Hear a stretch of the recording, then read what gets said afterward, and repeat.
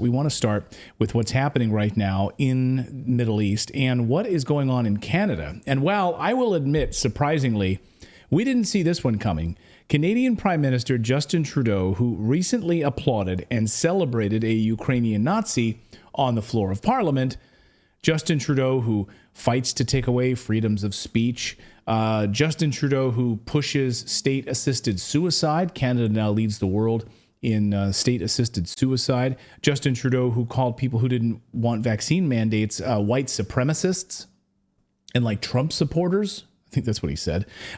Who pushes transgender ideology in schools? Well, Justin Trudeau slammed Israeli President Benjamin Netanyahu yesterday, telling him to stop killing babies in Gaza. It's like, wait a minute, what kind of alternative reality am I living in where Justin Trudeau is saying stop killing babies in Gaza and tells them to exercise maximum restraint in the war? I can honestly say I did not have this one on my Trudeau bingo card. Maybe you did, but I certainly didn't. But no, he's not going to break with the U.S., him doing that. I know. And U.S. politicians, I was like, yeah, it's a strong, like, wow, what a pivot here. Okay. Could this be a sign that Netanyahu is about to be pushed out of Israel? The Israeli Knesset holding impeachment meetings in Israel? Yes, they just did that. And Netanyahu might be out of power sooner rather than later. We'll have more on that piece of the story in a second. But Trudeau issued a statement overnight calling for restraint in Gaza. He said that the killing of women, children, and babies in the besieged Gaza Strip must end.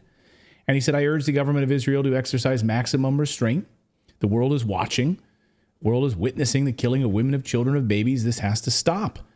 Wow. It's like amazing. He just woke up. Too bad he didn't speak out against the genocide in the Donbass over the past 10 years in Ukraine. He was certainly on the side of Ukraine, which is odd. It's a weird, it's this really weird dichotomy between these two. That some genocides you like and some you don't. Yeah, like he's like anti-Gaza genocide. It's but like a flavor of ice cream. Yeah, he's like pro-genocide in the Donbass. I don't know. It's like you pick your ethnic killings, I guess. So killing of ethnic Russians is okay in the Donbass, apparently, but when we're looking at Palestinians, it's not.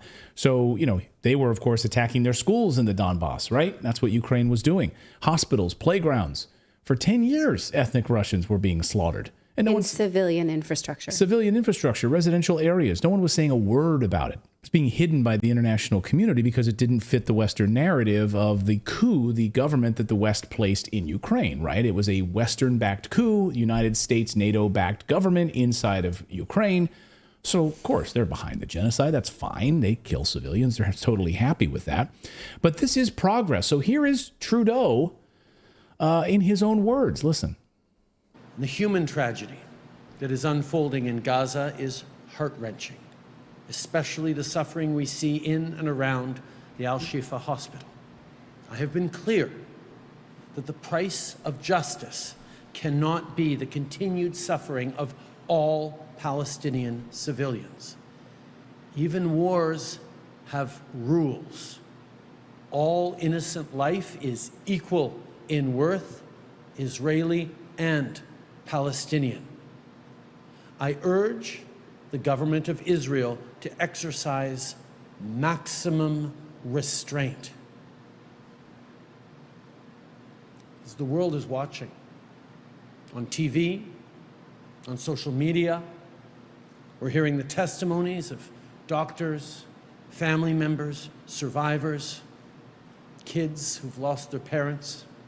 The world is witnessing this, the killing of women and children, of babies. This has to stop. So he didn't mince any words there. I wonder what the political calculation is of that. Well, as I've spoken with David Creighton here on the show, friend of the show up in Ottawa, he said, is he pandering for votes recently, of course, and aligning with separatists, aligning with socialists in Parliament, of course, to try to get the votes he needs, right, to win. So is he trying to curry favor right now? Perhaps. Maybe he's trying to pander I mean, this here. is a cynical thing that we're asking, right? We're not giving him any credit for perhaps actually feeling those things. I admit to that. Right. That these are cynical questions because we think he is politically calculating dude. And he is a member of the World Economic Forum, and he's a young Klaus Schwab protege. I mean, but we can leave space on the fact that it may be sincere. So let's maybe. Right. And maybe he's like turning a leaf here. So, but I'm going to say there's no like equivocation in those words. Like he didn't mince words at all. No, There's and no you see gray how area the there. American government and the UK government has fired politicians for speaking such. Silence canceled. Yes, absolutely, and also is sort of mincing words. Absolutely, we don't want a ceasefire. We just want a pause, a humanitarian pause. Yes, we because can't a call it a ceasefire. ceasefire may piss you off, Israel. So we won't say it, but we would actually like a little bit, like just a beat, a day without some killing, like a deep breath,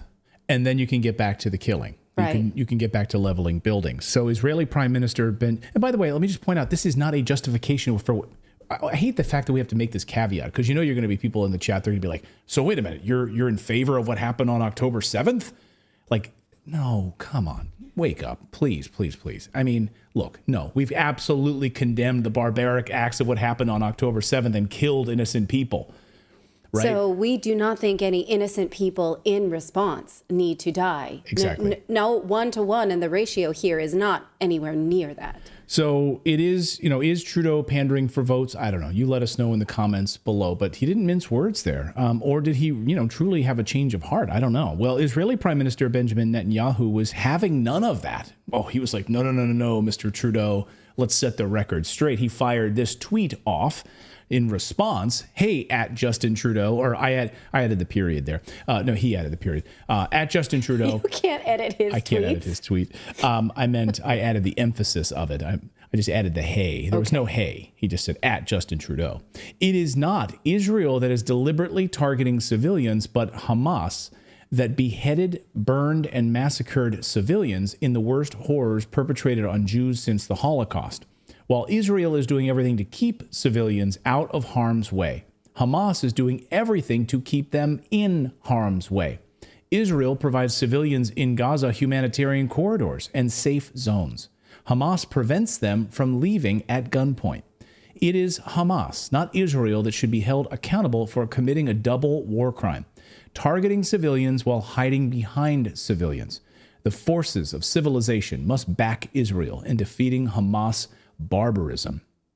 Of course, you would have to be willfully ignorant to believe that, because that's a laughable response. No one with a brain who's been reading, following the reports, the independent journalists, the non-state-run media journalists, let's be clear, not the ones that are actually mouthpieces of the intelligence communities, but real journalists no one believes that for 1 second that what Netanyahu is saying is true.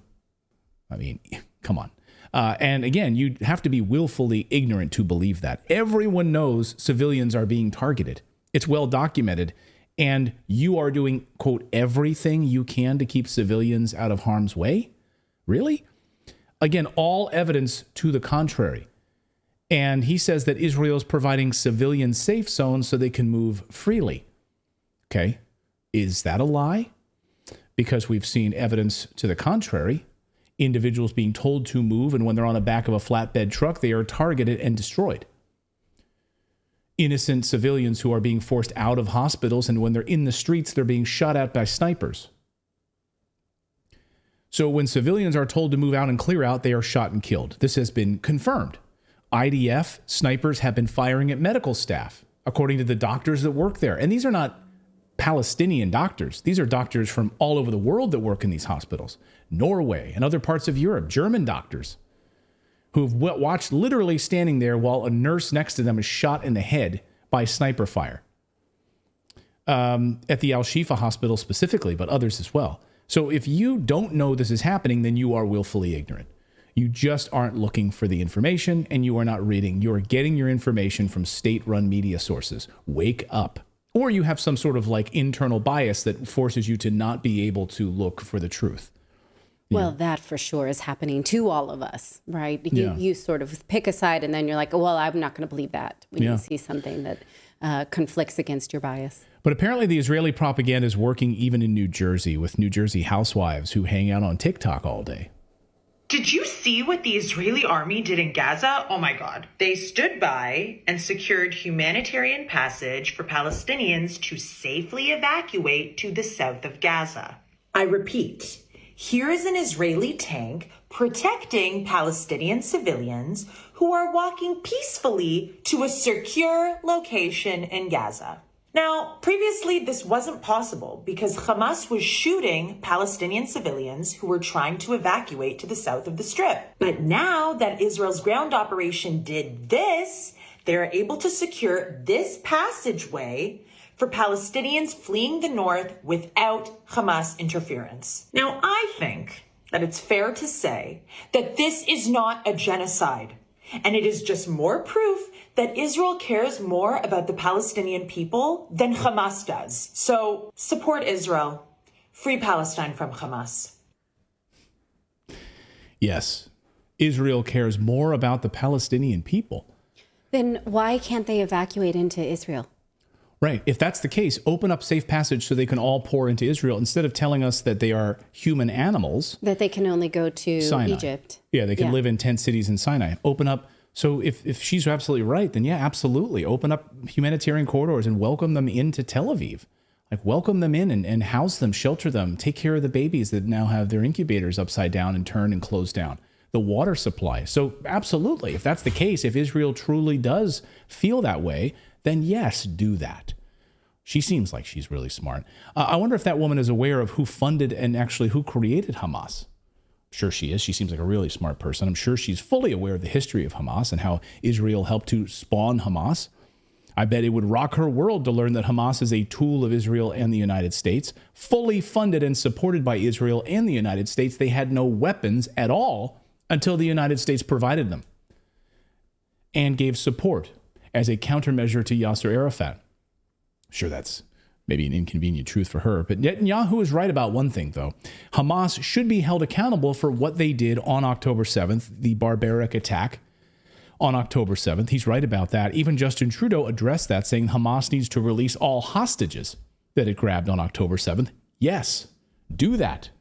Please do that. Release these individuals so they can go back to their families, who, by the way, have been protesting in downtown Tel Aviv, begging for the government to get them, negotiate, bring them back.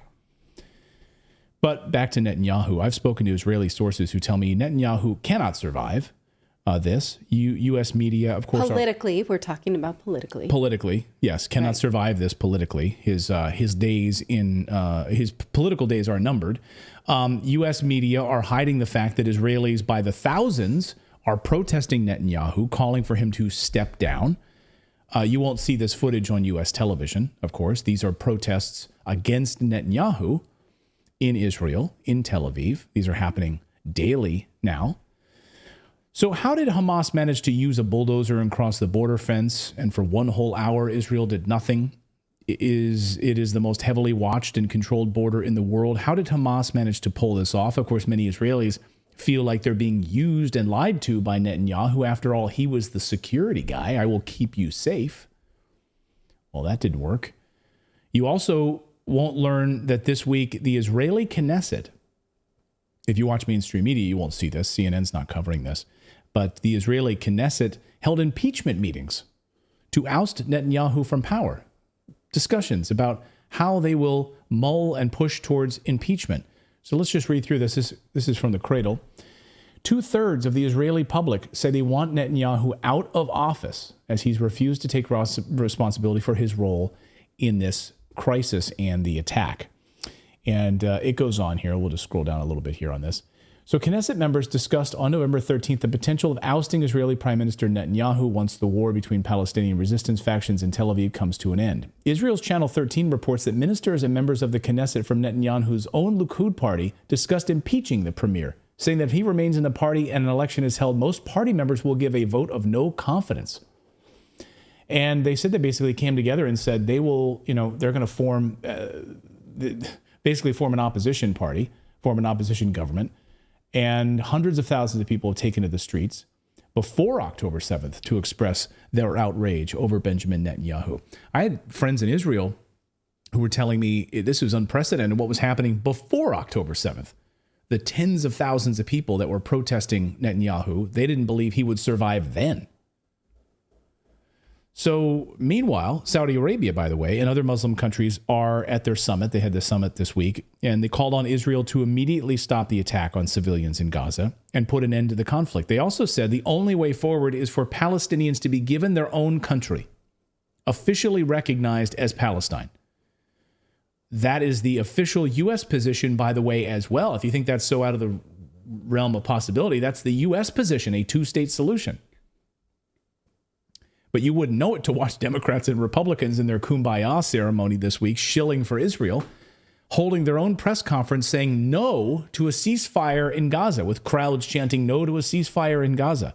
Can you imagine in 2023 in America, instead of calling for a peaceful solution to a bloody conflict where tens of thousands of people are being killed at the hand of U.S. taxpayer dollars for the weapons that are being sent there, while Americans are struggling to pay their mortgages and their rent and their gas bills and their energy bills, but we can send billions of dollars for this. Can you imagine? We stand with Israel. We stand with Israel. We stand with Israel. We stand with Israel. We stand with Israel. And look at all the Israeli flags there, saying no to a ceasefire. The U.S. Capitol filled with Israeli flags. You want to talk about where their loyalties are, right? Shilling for a foreign government like that.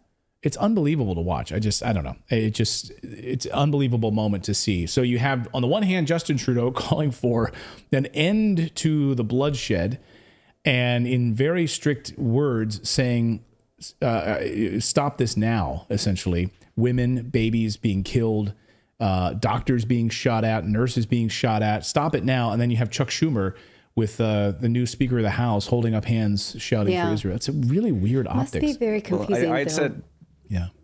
Oh, sorry. I said yesterday, like they need to change the hashtag, say no to ceasefire to say yes to killing civilians. Yeah. I just would like to see it framed that way.